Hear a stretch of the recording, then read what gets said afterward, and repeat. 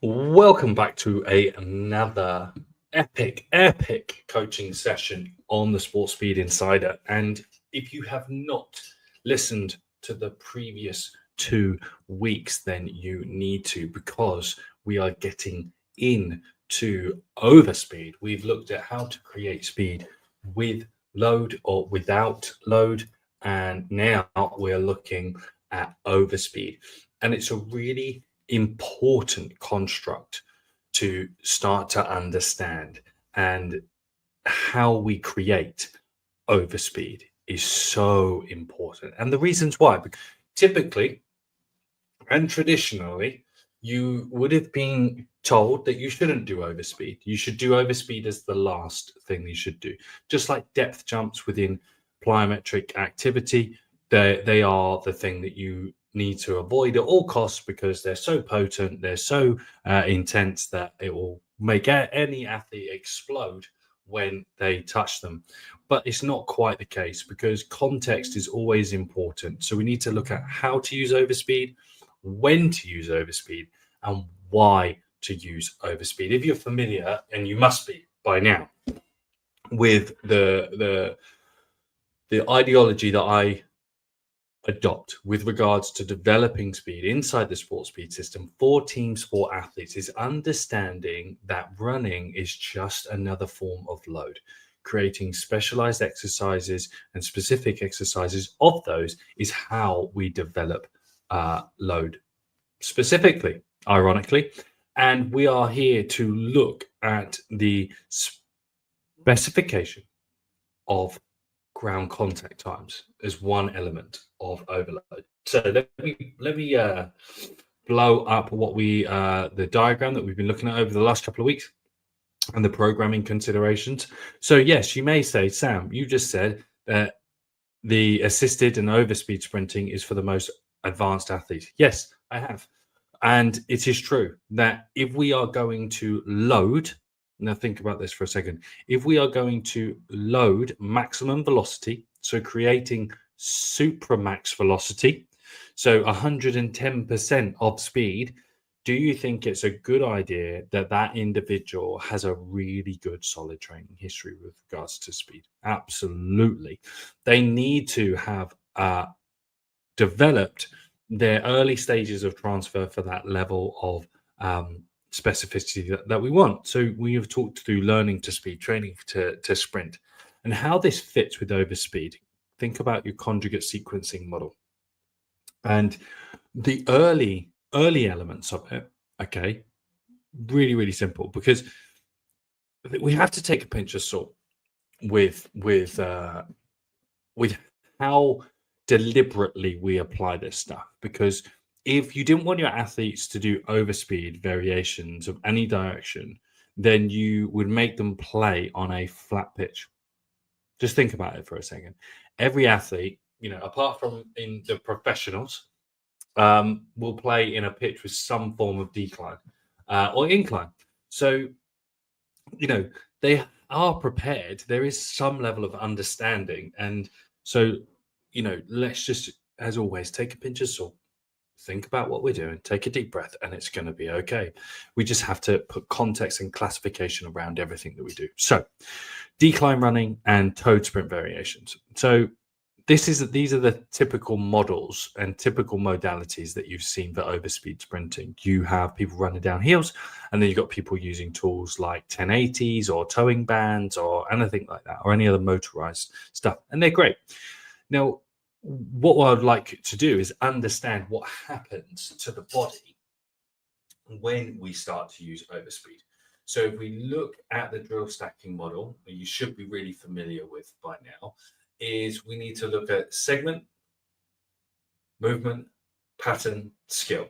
So inside the segment, the segmental activity within the task that we're trying to achieve, if we use overspeed, what is that going to do? So a lot of team sport athletes actually really struggle to express speed in early hip extension. They really do. We think that it's a front side frequency issue. Okay, but what is the step before that? Literally the step before that. We can only flex what we extend. So it's reciprocal. So we need to learn to do that a little bit faster. And a big part of speed is learning how to do things faster, not necessarily doing things faster. We have to learn how to do things faster as a neurological process as well as a physical process. So when we adopt this, we've got our classification, we've got our conjugate sequencing, and we've got our drill stacking. So how I like to do this, okay, is in a really simple way. So where I progress my wall drills, and we know they're specialized exercises. So in acceleration, we'll take this as an acceleration situation. So what I will do is I will overspeed. So if we take any example, any wall drill, the simple one for you to understand is going to be we're getting into our front side. So single leg load and smash. And what I want you to do is put a band around your foot, okay, that's going to get into our front side position. Okay, we're going to start in our bilateral squat position and we're going to extend up to 1. If you've seen the exercise progression manuals, you know this. This is our first progression. We go from a deep squat, bang, into 1, and we split. So what we can do is we can band the leg that's going forward, vis-a-vis creating an overspeed action. What it's going to do is going to smash our leg forward as fast as we can, and we have to drive our hip to get there. So that is going to give us an overspeed variation as well. And also simple overspeed, an initial overspeed that you can do with your athletes is a banded kettlebell swing. Overspeed starts conditioning the hip and hamstrings, lower back for overspeed. Then we can use the specialized exercises approach and interact with the motor learning quality. So you don't scaremonger around things, it's just understanding it.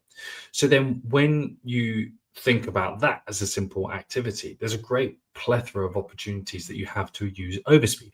And the way that you want to dose it is, because it is supramaxal, we have to use it sparingly, absolutely. It will be used within a 20-day period. So we'd probably get 2 to 3 exposures of it over 20 days before some form of event. If that's in season as well, you could dose this in weekly over a 4-week period, okay, for 1 to 2 exercises, and then boot it out of the program. And you just basically swap out all the accessory stuff at the bottom and replace this stuff with it at the top. A very, very simple model. This stuff is not complicated.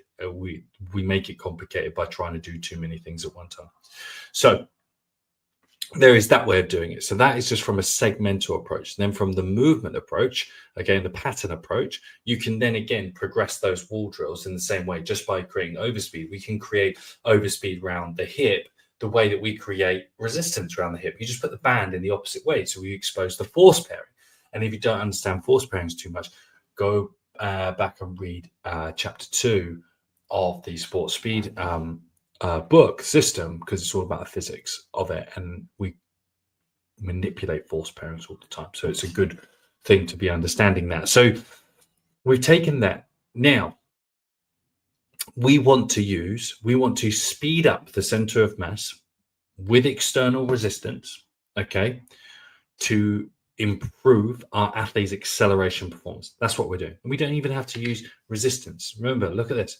We can just use decline running. So we just find a little hill, okay, just a simple hill. And all that you have to do is do exactly the same as you would with a resisted modality, just the other way around. Very simple. Because when we do resisted stuff, it's forcing us to overcome. So we're balancing the force side of the impulse equation. The other side is the time. So if we're going down a hill, we're going to be instantaneously moving faster without any external loads. We have to move our legs faster. And that's all that it is. That's all that we are trying to expose. What I would say, and I would advise, is cap 25% of volume off the top, because we're looking at much more of a tenderness response and a systemic stiffness response as opposed to a force-driven response. So it is going to carry a little bit more juice. So that's the next way of doing it in acceleration. If we want to do it with maximum speed or developing top speed, or even if we can accelerate really well to 5, but then our 5 to 15 is really rubbish, we can use a light bungee, very simple, like a light bungee that you would use to tie a bike up. You can buy rolls of it, like 30 meters of it for about £5.